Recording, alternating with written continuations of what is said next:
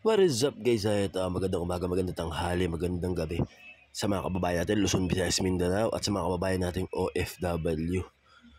Pero bago ang lahat mga kababayan, huwag kalimutan muna i-like and share itong video reaction na gagawin natin mga kababayan regarding po ito mga kababayan kay Pangulong Bongbong Marcos na galit na hinamon si Pastor Kibuloy na lumantad na sa halip punahin ang 10 milyong pabuya na nakapatong sa ulo niya mga kababayan para sa pagkakaaresto ng Kingdom of Jesus Christ founder. So panoorin mo natin tong video na to. So he can question their motives as much as they want. But magpakita siya. I question his motives. Let me question his motives. Bakit lagi kaming kine-question? Sinusundan lang namin ang batas. Sundin din niya ang batas. Yun lang. Last question.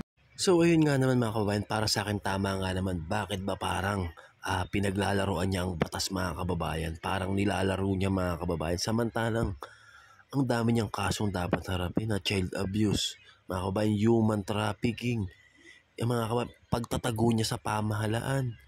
Diyos ko, Kibuloy, napakarami mong kaso na dapat hinaharap mo, hindi pinupunan ng mga kaalyado mo at kung sino man yung nasa likod mo na nagtatago din sa'yo. Mga kababayan, anong masasabi niyo dito mga kababayan? Sa mga nagbigay na para sa ipatong sa ulo ni Kibuloy, ano naman kung meron nagbigay? Maraming galit sa kanya mga kababayan na gusto siyang mahuli, na gustong magkaroon ng hustisya sa mga ginawa niya mga kababayan na pang-aabuso sa mga bata at sa mga tao.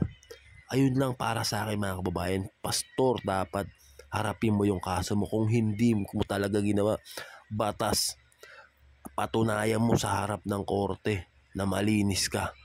Para sa akin yun lang mga kababayan. Kayo, i-comment down below nyo kung ano masasabi nyo dito mga kababayan.